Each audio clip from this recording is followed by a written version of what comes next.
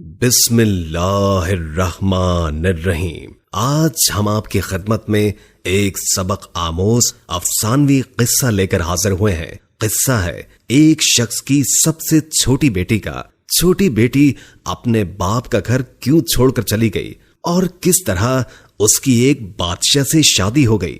जानने के लिए वीडियो को आखिर तक जरूर देखिएगा। एक दफा का जिक्र है कि एक सौदागर था जिसकी 3 बेटियां थी। इसकी तीनों बेटियां बेहद खूबसूरत थी, लेकिन छोटी वाली सबसे प्यारी थी। उस सौदागर को अपनी तीनों बेटियों से बेइंतहा प्यार था।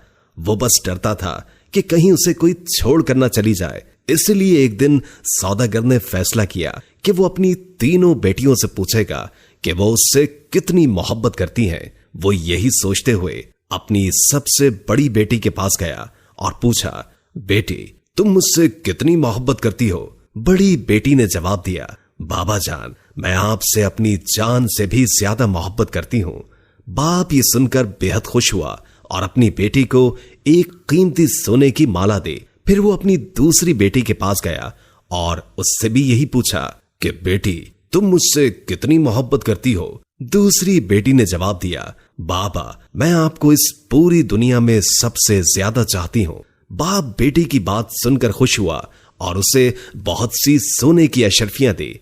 अब सौदागर अपनी सबसे छोटी बेटी के पास गया, बेटी तुम मुझसे कितनी मोहब्बत करती हो? सबसे छोटी बेटी ने जवाब दिया कि नमक के बराबर। बेटी का जवाब सुनकर बाप को बहुत गुस्सा आया। नमक तो इंतहाई सस्ती और मामूली चीज है, ये मुझे इतना प्यार करती है। और फिर सौदागर ने उसे बहुत डांटा और गुस्से में यह भी कह दिया कि मुझे पता है कि तुम एक दिन मुझे छोड़कर चली जाओगी, इसलिए बेहतर है कि अभी से इस घर से चली जाओ। बाप की बात बेटी के दिल पर जाकर लगी और वो किसी को भी बताए बगैर घर से रोते हुए निकल गई। वो लड़की एक ऐसी जगह से गुजर रही थी जहां बहुत सी घास उगी हुई थी। लड़की ने अपने लिबास के ऊपर ही एक और घास का लिबास बनाकर पहन लिया ताकि पहचानी ना जाए। इसके बाद वो बादशाह के महल के बाहर जाकर रुक गई और बाहर खड़े सिपाहियों से कहने लगी कि सुनो, मुझे कुछ काम की जरूरत है, क्या तुम मुझे काम पर रख लोगे? मुझे सब काम आता है। नहीं बीबी, हम ऐसे किसी को काम पर नहीं रख लेते, जाओ यहां से। लड़की उदास हुई लेकिन फिर से इसरार करने लगी, देखो मुझे काम की बहुत जरूरत है, मेरे लायक कोई तो काम होगा महल में। इससे पहले कि सिपाही इनकार करता, एक बावर्ची उनके पास आकर खड़ा हो गया। उसने शायद लड़की की बात सुन ली थी। उसे लड़की पर बहुत तरस आया, इसलिए उसने लड़की को अपने साथ रख लिया। बावर्ची ने उसे सारे काम समझाए और उसे उसके सोने की जगह भी दिखा दी जहां और भी औरतें थी। किसी को उस लड़की का नाम तो नहीं मालूम था, तो उसका घास वाला लिबास देखकर सबने उसका नाम घसियारी रख दिया। अगले दिन महल में हलचल मची कि बादशाह एक बहुत बड़ी तकरीब का इनेकाद कर रहे हैं, उसमें हर कोई शरीक हो सकता है। तमाम मुलाजिम औरतें अपने आप को संवारने में लग गई। जब तकरीब का दिन आया तो घसियारी ने जाने से इनकार कर दिया और कहा कि उसकी तबीयत ठीक नहीं है, और फिर सब उसे आराम का कहकर चले गए। कुछ ही देर के बाद घसियारी उठी, अपना घास वाला लिबास उतारा और एक खूबसूरत सी पोशाक पहन ली जो वो अपने साथ लाई थी, और फिर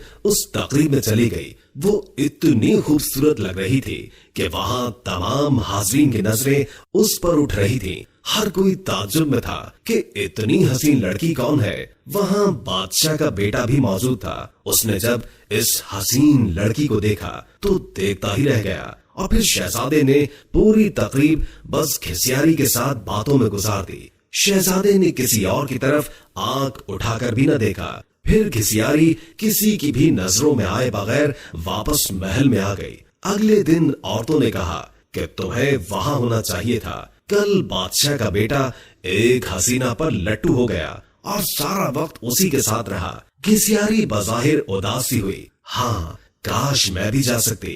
कुछ दिनों के बाद बादशाह ने फिर से एक तकरीब रखी। इस बार घसियारी ने यही बहाना लगाया कि उसकी तबीयत ठीक नहीं है, सो वो नहीं जा सकती। लेकिन सबके जाने के बाद उसने फिर से एक उम्दा लिबास पहना और तकरीब में चली गई। शहजादा उसे देखकर बहुत खुश हुआ और एक कीमती अंगूठी उसे तोहफे में दे दी। फिर तकरीब खत्म होने से पहले ही वो वापस महल में आ गई। दूसरी तरफ बादशाह का बेटा सौदागर की इस छोटी सी बेटी पर फिदा होकर रह गया था। उसने फैसला किया था कि वो अपने बाप से इस लड़की का जिक्र जरूर करेगा। अब अगली तकरीब शहजादे ने खुद जानबूझकर रखवाई ताकि वो इस लड़की से मिल सके, लेकिन इस बार घिसियारी न आई। शहजादा उदास हुआ।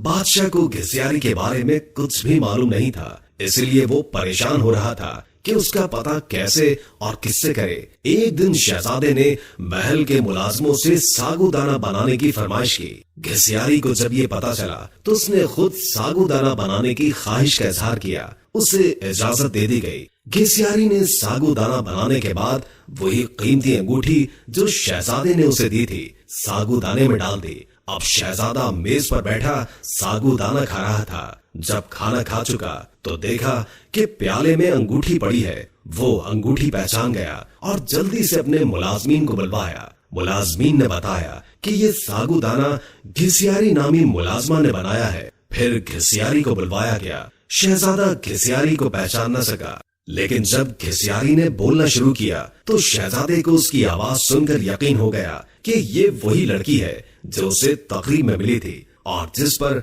वो दिल हार बैठा है। फिर घिसियारी ने अपना सारा किस्सा शहजादे को बताया कि वो इस महल में किस तरह पहुंच गई। शहजादे ने घिसियारी का बादशाह को बताया और इन दोनों की शादी कर दी गई। शादी के बाद एक बहुत बड़ी तकरीब रखी गई। उस तकरीब में सिर्फ शहर के बड़े बड़े सौदागर और ओहदेदारों को बुलवाया गया था। घिसियारी के बाबा भी उस तकरीब में मौजूद थे। खाने का वक्त हुआ तो मेज हर तरह के लजीज खानों से भर दी गई, लेकिन जब सबने खाना शुरू किया तो पता चला कि खाने में नमक ही नहीं है। घिसियारी के बाबा ने बादशाह को मुखातिब करके कहा, इसमें तो नमक ही नहीं है। बादशाह हल्का सा हंसा और कहने लगा, क्या हो गया सौदागर साहब, सिर्फ नमक ही तो नहीं है, बाकी सब कुछ तो है ना इसमें। ये सुनकर सौदागर की आंखों से आंसू जारी हो गए। बादशाह ने उसे ताजुब से देखा और पूछा कि जनाब आप रोने क्यों लग गए। सौदागर ने कहा, आज मैं अपनी बेटी की बात समझ गया हूँ। खाने में नमक न हो तो चीज बदजायका हो जाती है, चाहे उस खाने में और कितने ही कीमती मसालाजात पड़े हों, लेकिन नमक के बगैर खाना कुछ भी नहीं। फिर सौदागर ने अपना किस्सा बादशाह को सुनाया और कहा कि मेरी बेटी मुझसे नाराज होकर चली गई है। मैंने उसे बहुत ढूंढा लेकिन वो नहीं मिली। मैं उसकी तरफ से बहुत परेशान रहता हूँ। सौदागर ने बादशाह को अपनी बेटी का हुलिया बताया तो बादशाह ने घिसियारी को बुलवाया और अपनी बेटी को सही सलामत देखकर बाप की खुशी का ठिकाना ही न था। सौदागर ने बेटी को गले लगाया और उससे माफिया मांगता रहा। दोस्तों, वीडियो अच्छी लगी हो तो लाइक करके शेयर कर दें और कोई अच्छा सा कमेंट कर दें। अल्लाह ताला हम सबको अपनी हिफ्ज़ व अमान में रखे। जज़ाकल्लाह।